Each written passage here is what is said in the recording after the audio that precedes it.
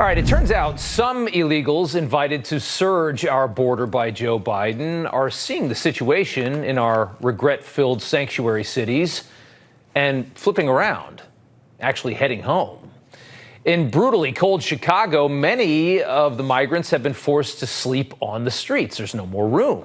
One migrant telling the Chicago Tribune the American dream doesn't exist anymore. There's nothing here for us. Well, he doesn't understand what the American dream really is. The American dream was once come here and carve a path for yourself with unlimited freedom. Make it on your own. That actually is still alive. This man, though, is talking about the new American dream where you show up and get a free hotel and 3 hot meals every day. And in many cities, that new American dream is, in fact, dead. As the once proud sanctuary cities filled with leftist ideologues realize their anti-Trump immigration propaganda is not nearly as fun when migrants actually start showing up and costing them money. Some migrants are reportedly starting to head back home before a cold winter sets in. Bizarre moves from the proud sanctuary of Denver. The city has spent nearly $4.5 million, taxpayer dollars, on planes and buses, forcibly kicking people out of the state. So some are leaving, and cities are kicking some out as well. Democrats turning into dangerous, xenophobe fascists, right? Isn't that how it works when you remove illegal people from where you are? In New York, migrants are reportedly refusing to stay in tent shelters in Brooklyn, demanding to be moved back to actual hotels in Midtown. So we've already created an entitlement state out of people who've spent their entire lives entitled to absolutely nothing. Sadly, more continue to pour in from our southern border, though. In October, another record for the Biden administration, nearly 241,000 encounters, 8.2 million crossers since Biden has taken office. Oklahoma Senator James Lankford joins us now to talk about all this. Sir, it's good to have you on. More proof that we're not really dealing with asylum seekers here when you have people that come, realize that they can't get a free hotel room and turn around and go back to their country. I don't think that's somebody fleeing oppression and possible death. It is not, and that's the painful reality of this. Asylum has always been, I've got to flee to the next safe country, just like refugee status, I'm going to the next safe place. We have folks coming over from India, taking 5 different flights to be able to come in. We have people from all over the world, a lot of folks from Pakistan, from the Middle East, from West Africa, from Asia, that are literally flying to Mexico, taking an Uber or paying a cartel to be able to hustle them to the border, paying the fee to the cartel, and then coming in to be able to take what they want from the country because they can get in a long line. So this is not hard to be able to solve.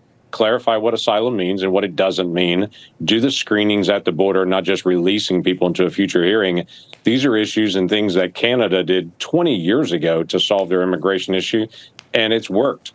But we've been miserably behind, and now it's been very abused.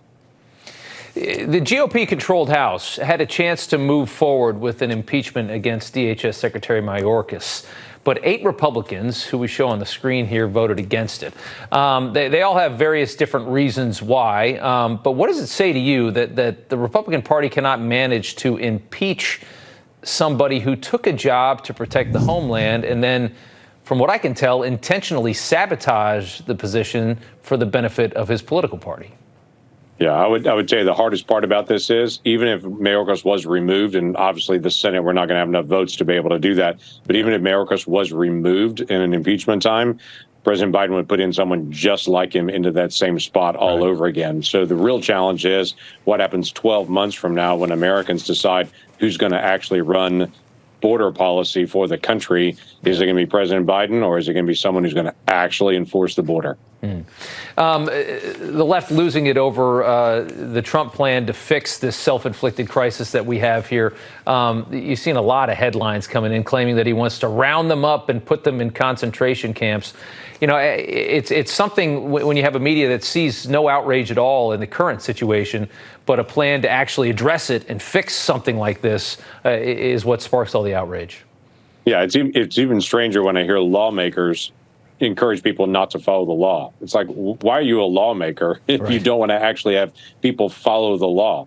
If they want to promote illegal activity, they probably shouldn't be in a role that actually writes law and works to be able to make sure that law is actually carried out.